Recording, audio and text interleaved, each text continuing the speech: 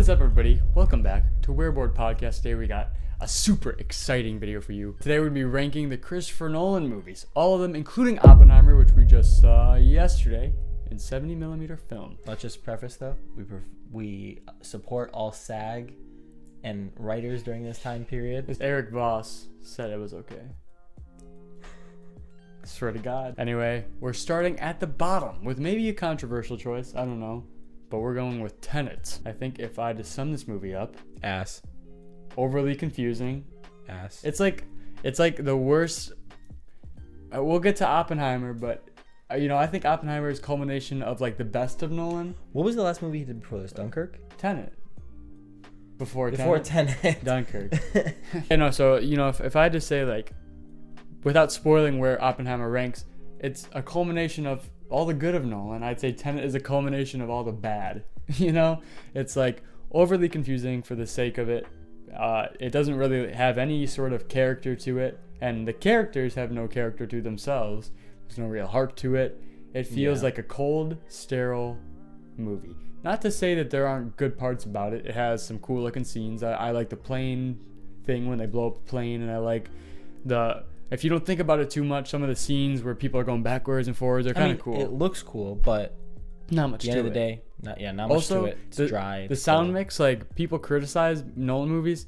This was easily the worst. I had to turn subtitles on my computer. No, this one easily his worst. I really don't think there's much other option for what his worst could be. No. Any of you fucking YouTubers out there that have tried to explain the time travel or whatever all that shit, you don't even get it yourself. Stop trying to act like you do. I feel like you almost get a grip on it, and then they do the rocket launcher through the building, and then it like comes back into the other guy's fucking rocket launcher or something. What? Yeah. So I think anyone that tries to pretend like they know what happened in this movie, even Christopher Nolan, doesn't know what's going on. Because he says you're supposed to feel it, but I don't feel anything. So stinker of a movie.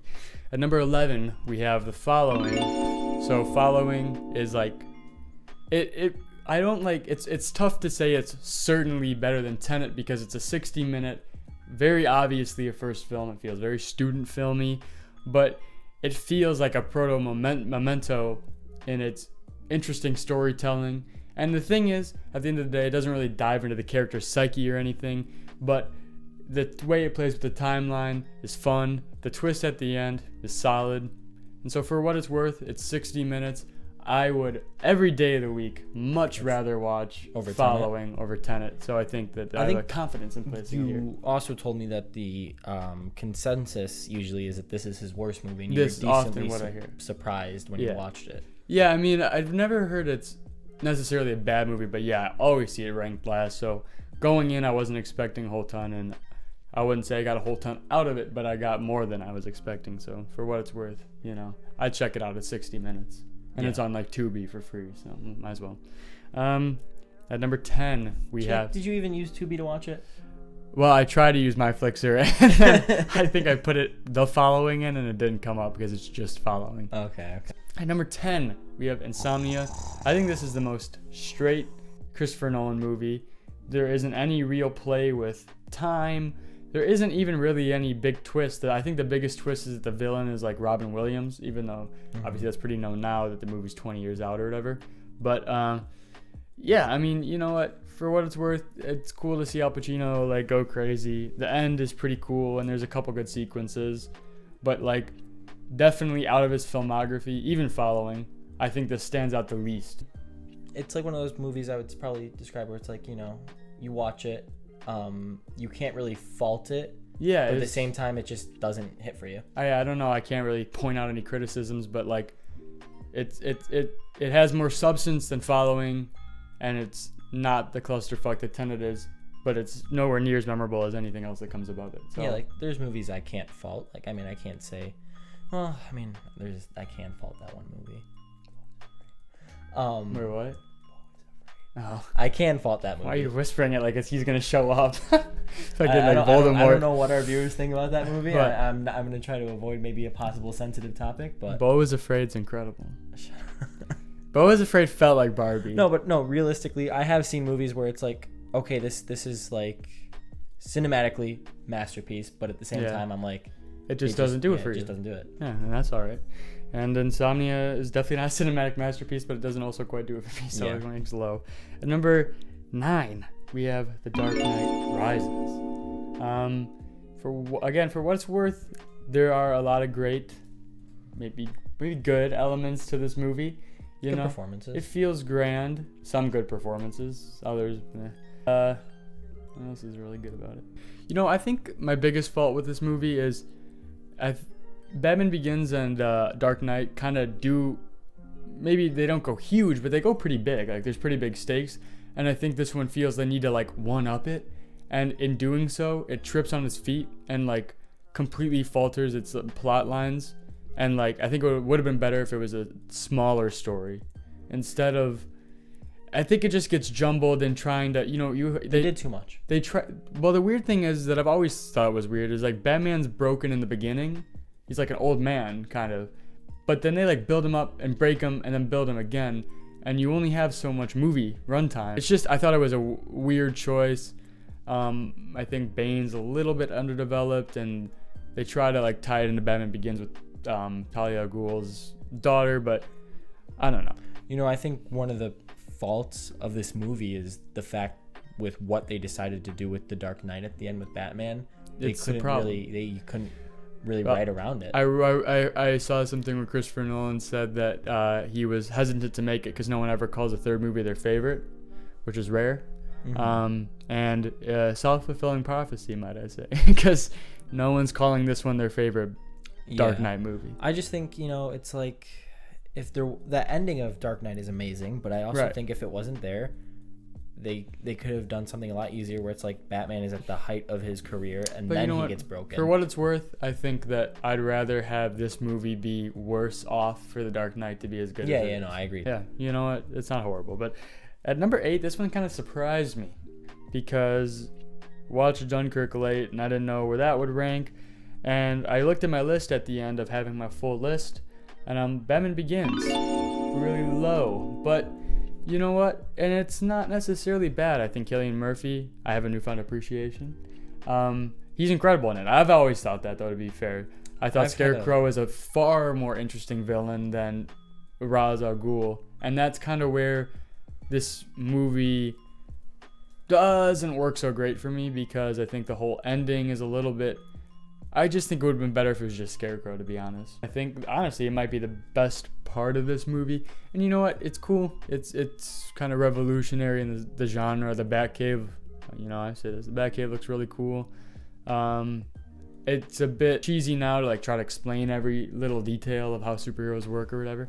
But it was new here, and so it's a novelty thing at this point. And Christian Bale's obviously pretty good as Batman, and it's I also think it just, once again, I think this one kind of takes a fault, kind of like the third one does, where they do this two villains thing. Right, which feels unnecessary. Yeah, I think Scarecrow could have easily been his own thing. While Ra's al Ghul is a little bit boring. It just doesn't have the ambition that I think the rest of this list does. But at number 7, we have Dunkirk. Yeah, I was actually pleasantly surprised. I'm not the biggest supporter of World War II movies. I've never been the biggest fan. You hate World War II movies because of the first ever top 100 you had, right? No. That sounds bad. I don't like Holocaust movies that much. I just generally don't like war movies. Like, it's not my thing. And I like Apocalypse Now because it kind of tackles it in a different psychological and a really interesting direction.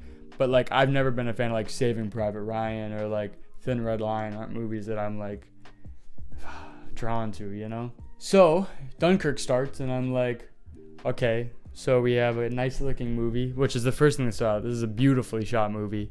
But what is it now with them? But this one particularly, I like it just is really beautiful. I just fucking love this movie, how it's shot. So, I was like, okay, at least I'll get to look at the pretty pictures, Pictures. But I was like, Martin Scorsese deep down, John. The picture. And it was okay. And then you start to realize what he's doing with these different timelines, because it isn't quite transparent from the very beginning that nothing's lining up. And you start to realize, and like the best of Nolan's stuff, it kind of all comes together in this puzzle piece where at the end you kind of you're seeing stuff from different perspectives. And not to mention the whole cast is pretty great.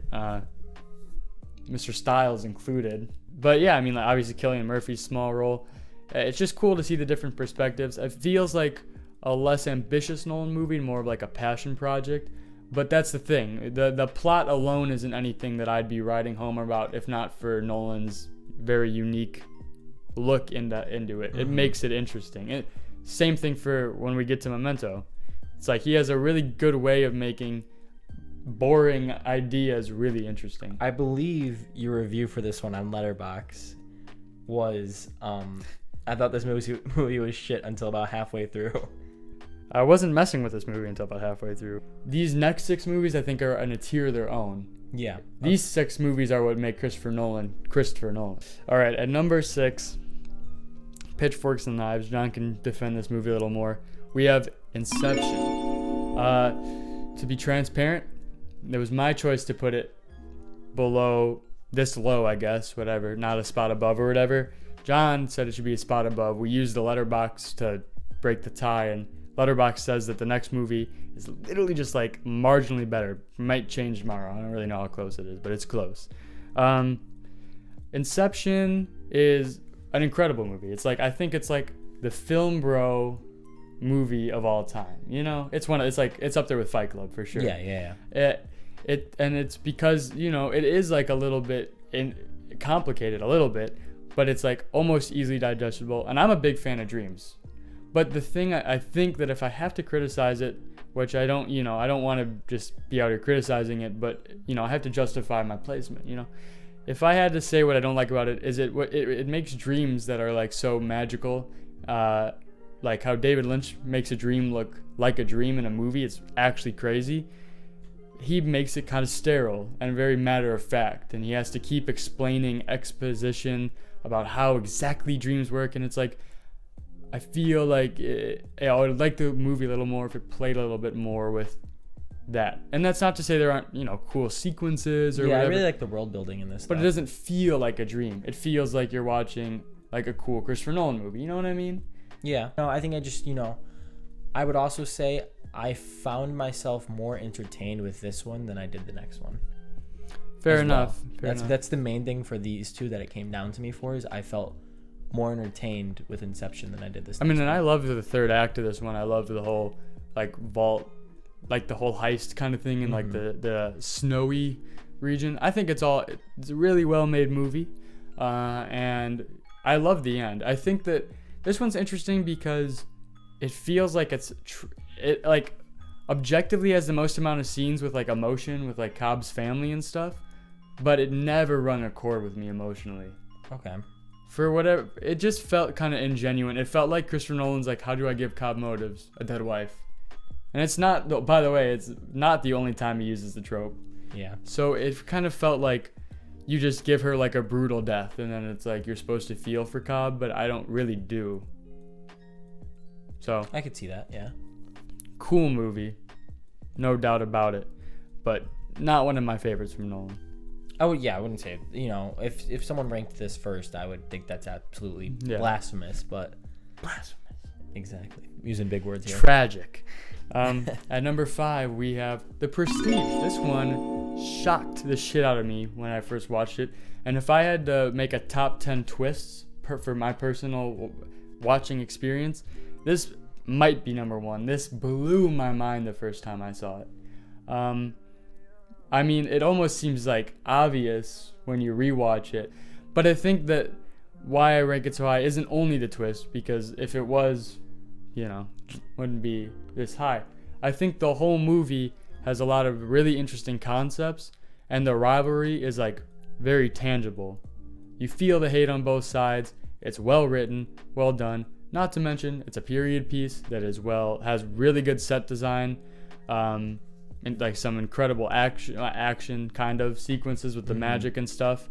Just a good vibe. Also, David Bowie plays Tesla, and that's really fucking cool. So for whatever reason, kind of like how you felt with Inception, I just couldn't really like get into this movie as much for some reason. And it's kind of like for me, like how you enjoy Zodiac. Yeah. But like the twist now and stuff, and it's because I don't know. I just really couldn't get into it as much as some of his other movies. I was shocked to see how high it was on Letterboxd, even being a huge fan of it. Yeah, I don't know. It's just this was just one of those movies that for me it personally didn't hit as hard, but I still was able to enjoy it for what it was. Fair enough. Top 4 here. I think these are all masterpieces. And we have, I'd say his Following is his first feature, but this is really his first big thing, Memento. I mean, holy fuck, is this movie like revolutionary, honestly. You know, Pulp Fiction comes in like 94 or whatever, and it's doing this like, you know, what do you call it, like anthology kind of thing where like certain things tie together, and it's cool. But Memento takes that to a whole different level. The way it plays both forward and backward, you would think would be cheesy. You would think I'd have to shoehorn stuff in. But I think what makes it so interesting is the way it uses like a normal movie, you know, has like the climax in the middle. But that climax is so important to both sides of this movie that they use it at the end like a twist. And kind of that's what Following does. Following really does feel like a proto version of this. But what this has that Following lacks, you know, on top of just the general like improvement in style and stuff and general filmmaking, is the way that the main character has like, I don't know if it is Memento or amnesia or something, but he can't remember anything that just happened.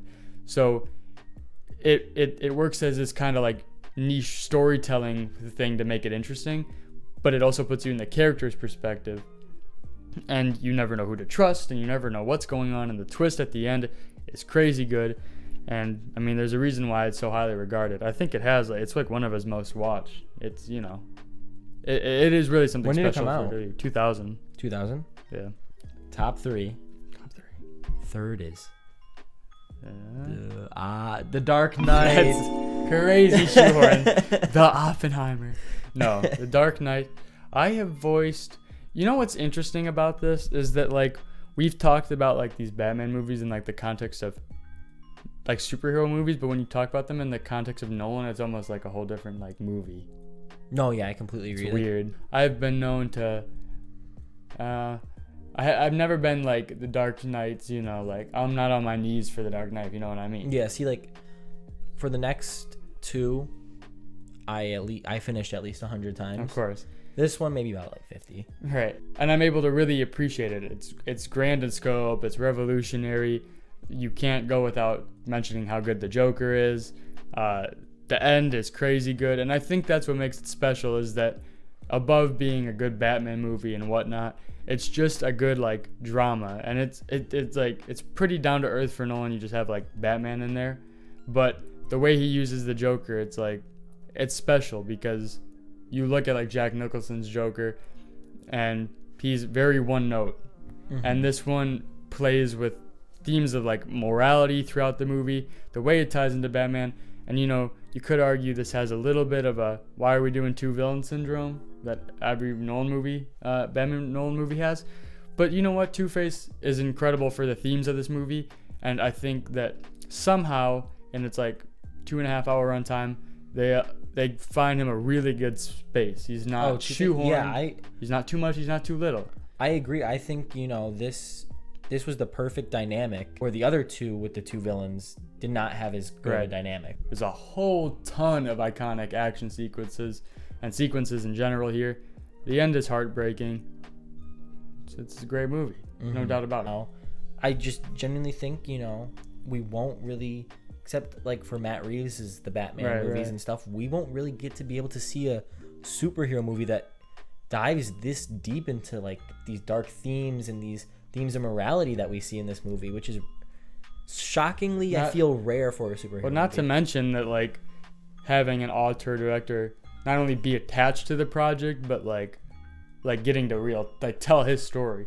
Because you could almost see Nolan making this movie without Batman and the Joker and just doing two characters. And in the superhero context, that might be criticism for some people, but I think within the context of Nolan movies, that's an incredible thing that this movie transcends being Batman. John, give us number 2. What, do you have something prepared? Yeah. Number 2, we have Oppenheimer. add a fucking nuke in there. Yeah. No, but for real, this movie might be number one. I feel like I can't put it at number one yet because of recency bias. I think I'm a comfortable number two though. Yes. I haven't seen a movie, Nolan or not, made me think so much in this like in a long time. Yeah. You come out of this movie and you're just like, we're doomed. Yeah. As of making this video, me and Jack saw this yesterday, and the entire car ride home, just talking about it, I even, when I got home, I told Conrad to watch it. I told my parents. I was telling my dad and my mom to watch it, giving this whole spiel about how amazing of a movie it is, too, how deep it is. I don't think we should go into spoilers, but I mean, generally, I think that this, like I said, Tenet is a culmination of the bad parts of Nolan. I said this is a culmination of the best parts of Nolan. It has like the grandiose of Interstellar and Inception. It has like I don't remember exactly how I phrased it in my my Letterboxd review, but it has like the timeline jumping that like Memento has. It has like the drama of The Dark Knight. You can pinpoint stuff, the good parts of every one of his movies before this, and this is what you get. People are really being honest when they say this is some sort of culmination. Yeah.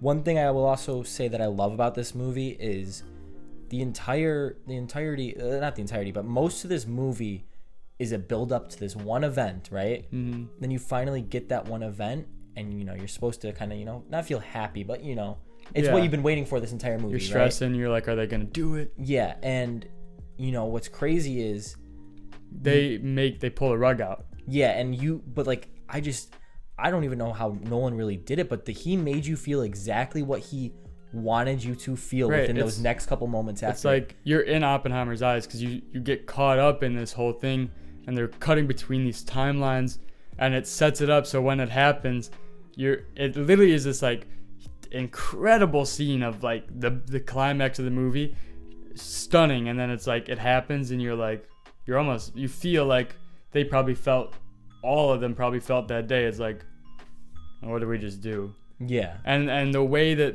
they use the other timeline to like really make it feel like they opened up a can of worms. And not to mention, everything about this movie on a production level is insane. The casting is nuts. It's like Wes Anderson level of, think of an actor, they're probably in this movie somewhere. They might be literally 15 seconds, but they're here. Yeah, the use of the score here is amazing as well. Yeah, the guy who did The Mandalorian and stuff. It's the cinematography, all shot on film. Beautiful. Production design, beautiful.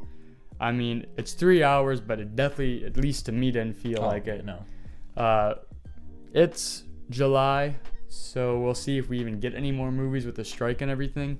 But certainly at this point, this is movie of the year, and it really isn't even a doubt in my mind. Yeah, and one thing that's crazy too is, as you mentioned, you said, it feels like we're looking through Oppenheimer's eyes, which is crazy because that's exactly what Christopher Nolan was going for. He wrote this script in first person, ironically. And that's what the nuance of it is so important, because it's like this is definitely like an issue that we can look back on and be like, should we have done it? But the movie doesn't it doesn't stray away from those questions. That's really the whole thing the question asks, and it's like, did we need to do this? And the real question is like, when you get down to it, it's like, this is something that kind of needed to happen at that point in history. What would it do to the guy that had to do it? And it feels like something special. Yeah, one thing I love is that Nolan makes you, like, without even making you, like, you don't feel like he's making you make this decision, but he makes you come to the same decisions and opinions that Oppenheimer has in the movie. And not to mention, I think out of all of Nolan's movies, probably has the best closing scene. It really makes you think. And I don't know if this was on purpose, but the way they built up the fact that he didn't use any CGI, some of the stuff in here is actually crazy. Oh yeah. You're like, how did they do that? I have no idea. They use like microscopic shots, and I'm kind of referring to like just the random shots of like quantum stuff going on. Yeah. It'll just happen, and it's like, why? But it usually has something to do with the emotional state of Oppenheimer at the time, or what's going on in the development and stuff. I think it was also a great use to show his like intellect, like of how he sees the world, like in his own mind. Because he isn't like stupid. He knows not only does he understand physics really well, but he understands politics, and he understands what this is going to mean. We did talk about that. It's like with a lot of geniuses, they're not necessarily as socially smart. Right. But in this movie, they show that how Oppenheimer's truly a genius with how he is with physics and how he is a social genius as well. I do think it's funny, though, whether this is I don't know why this is, but all the moments that feel like Marvel moments when they he suits up and he puts on the hat, Yeah. Or when they're some guy was trying to make a name for himself, Kennedy, and they drop John F. Kennedy. Strange. I don't really know if it's just for history buffs or whatnot, but it's pretty cool. I remember when the trailer came out and you do see Einstein in the trailer. I literally turned to you and I said, "Dude, it feels like a Marvel cameo." I know. I thought he was dead at this point, to be honest. Yeah, you told me that. I was like, damn. So they're making shit up now. But yeah, I don't know how. I'm pretty sure this is really close to factually accurate, stunning, and I recommend you see it. Over Barbie. Some cold ass lines in here too. Dude, some quotable ass movie. Yes. Thought-provoking. I cannot wait to see it again. But at number 1, maybe time will change this, but I think nothing has quite topped this in terms of scale and epicness and emotion. Interstellar. This one's interesting because it's actually, I think, a more controversial movie. Really? Because, anyone I've ever mentioned or talked to loves this movie. I see a lot of people say they don't. I actually do. I really do see a lot of people say they don't like it. I'm surprised because I really can't see faults with this movie. No, I can't either. I think this is a perfect movie by every means. The way that everything ties together from the front to the beginning. I feel like this is just the most emotional movie because it comes from a genuine place of feeling like he's leaving his kids when he makes these movies. Blah blah blah. All that. But it comes from a heartfelt place. And you know what? I'm not the biggest Matthew McConaughey fan in the world, but he kills this. And he's a surprisingly good actor. Yeah. And look, to be honest, I've told you this is my type of movie. I really fuck with space and fourth dimensions and shit. And I don't think a movie has done this better ever. It feels like it's taking what 2001 did and just making it a little bit better. The shots in here are stunning. The fact that this was an act, they made a black hole for the first time in the history of ever for this movie is nuts. Yeah. I love the whole sequence with the time manipulation and time dilation. He comes back and that poor dude's been up there for him what's been 50 years or something. I know that heartbreaking moment. Yeah, I did want to talk about that too because that just that was kind of a gut punch. Yeah, it was just the way this movie makes you feel is just right. The Matt Damon twist is nuts. Oh yeah. You're God damn, this guy's an asshole, and the way it makes you feel for the robot, the way it cuts back and forth to this desolate Earth, and I think the desolate Earth makes it so much more real because it's scary that probably is going to be a reality at some point. And not to mention the end when he falls into the black hole tesseract. It gave me chills every time, or gives me chills every time I watch it. And when he's pounding, just trying to get to her, it's just so well made. So pretty much everything I said for Oppenheimer is true for this and more for me. Not to mention, I watched this alone on my computer in my room, and it made me feel a whole bunch of things. That's something special when a movie can do that, and you don't have to sit down in the theater and whatever. Yeah, and one thing is, God, would I love to see this in the theater. This scene where Matthew McConaughey breaks down crying, it's been meme to shit, obviously. Right, but it's in the same way that when Heisenberg, falls to his knees, it's kind of hard to be separate that from the meme, but it's. But I feel in all honesty, in this one, I don't even when I watch it, I don't even realize until because I'm so into it in that moment. Oh, that's what I'm saying. Yeah. It's just so well done that you don't even realize it. Yeah, because it's blows. Anyway, you have anything else to say? No. That's our Nolan Ranked. We rambled on for far too long, but we did hope you enjoyed. Tell us your Nolan Ranked. Please watch Oppenheimer, and if you do, please tell us your thoughts. Check us out on Instagram, TikTok, and Twitter. All Over Board Podcast. Subscribe here, share this video and this channel. If you want more content, we have a lot coming. So thank you for watching. Adios. Adios. We're speaking Spanish on here now. Are you going to say bye? I just did. I technically did. No. I said adios. I need an honest goodbye. Oh. Give it to them. Goodbye. Oh, that's so sweet.